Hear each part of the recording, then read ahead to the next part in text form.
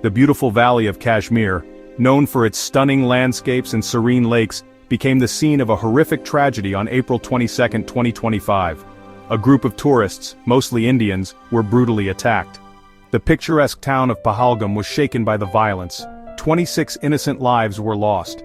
A previously unknown group, calling themselves the Kashmir Resistance, claimed responsibility for the attack. This act of terror sent shockwaves throughout India and the world. The idyllic image of Kashmir was shattered, replaced by the grim reality of violence and fear. The attack in Pahalgam was a stark reminder of the volatile situation in Kashmir. It highlighted the deep-seated tensions that continue to plague the region. The world watched with bated breath, wondering what the consequences of this tragedy would be. The attack was the deadliest in Indian-administered Kashmir in over 2 decades. It served as a grim reminder of the human cost of the ongoing conflict. The question on everyone's mind was, what's next? India reacted to the Pahalgam attack with swiftness and fury.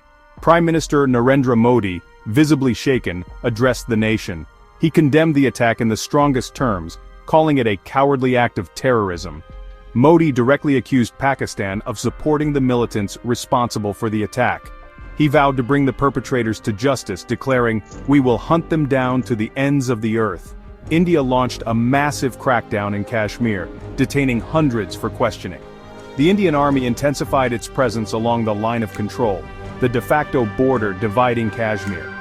Tensions escalated as India revoked visas issued to Pakistanis and closed the Wagah border, the only functional land crossing between the two countries.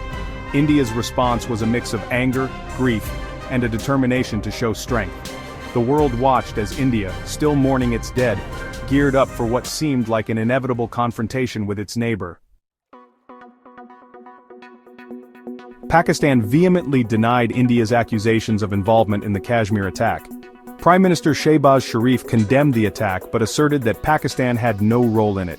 He called India's allegations baseless and irresponsible. Sharif warned India against any military action, stating that Pakistan was fully capable of defending itself. "We will respond with full force and might to any aggression," he declared. Pakistan took its own set of retaliatory measures. Pakistan closed its airspace to Indian airlines, suspended trade with India, and cancelled visas issued to Indians. The diplomatic situation between the two nuclear-armed neighbors deteriorated rapidly. Pakistan's response was a mix of denial, defiance, and a clear message that it would not be bullied by India. The world watched with growing concern as the war of words between the two countries intensified. The international community reacted with alarm to the escalating tensions between India and Pakistan. The United Nations Security Council held an emergency meeting, calling for both sides to exercise maximum restraint. The United States, while expressing solidarity with India, urged both countries to engage in dialogue. U.S. President Donald Trump expressed hope that a peaceful resolution could be found. Other world leaders echoed these sentiments. Iran offered to mediate between India and Pakistan, a proposal met with cautious optimism by some. However, the deep mistrust between India and Pakistan, coupled with their long history of conflict, made a quick resolution seem unlikely. The world held its breath, hoping that diplomacy would prevail and prevent the situation from spiraling further out of control. The specter of a conflict between two nuclear-armed nations was a terrifying thought that no one dared to voice out loud.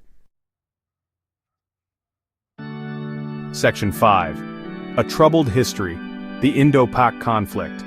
The recent escalation of tensions between India and Pakistan is the latest chapter in a long and troubled history. The two countries have been locked in a bitter dispute over Kashmir since their independence in 1947. The partition of British India into India and Pakistan was a bloody affair, marked by widespread violence and displacement. Millions were uprooted from their homes, and countless lives were lost. Kashmir, with its Muslim-majority population but a Hindu ruler, became a point of contention. 3 wars and countless skirmishes have been fought over Kashmir, with both India and Pakistan claiming the region in its entirety.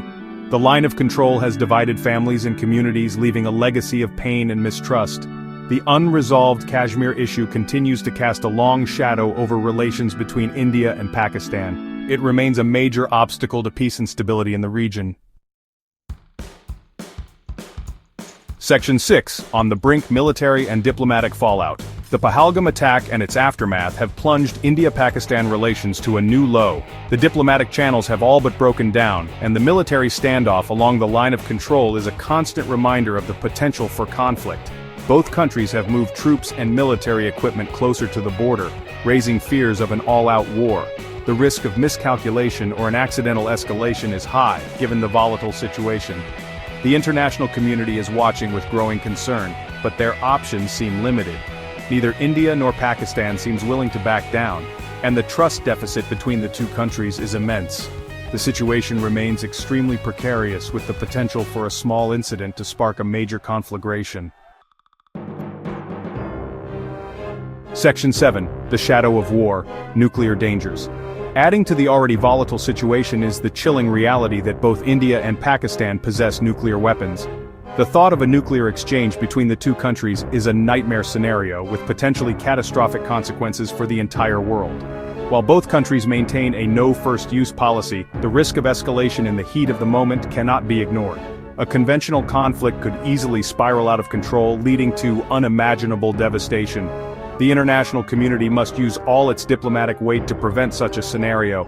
The stakes are simply too high to allow this crisis to escalate any further. The world cannot afford to stand by and watch as two nuclear-armed neighbors teeter on the brink of war. Section 8, the path forward, dialogue and diplomacy. Despite the current impasse, the only viable path forward lies in dialogue and diplomacy. Both India and Pakistan must realize that war is not an option. The costs of a conflict, both in terms of human life and economic devastation, are simply too high. International pressure can play a crucial role in bringing both sides to the negotiating table. The United States, China, and other world powers must use their influence to facilitate a peaceful resolution. A third-party mediator, perhaps from the United Nations or a neutral country, could help bridge the trust deficit and facilitate dialogue. Confidence-building measures, such as easing border restrictions and resuming cultural exchanges, could also help reduce tensions. The road to peace will be long and arduous, but it is the only way to ensure a secure and prosperous future for both India and Pakistan. Section 9, a plea for peace. The stakes are too high. The recent escalation of tensions between India and Pakistan is a stark reminder of the fragility of peace. The two countries, linked by history, culture, and geography, are once again on the brink of conflict.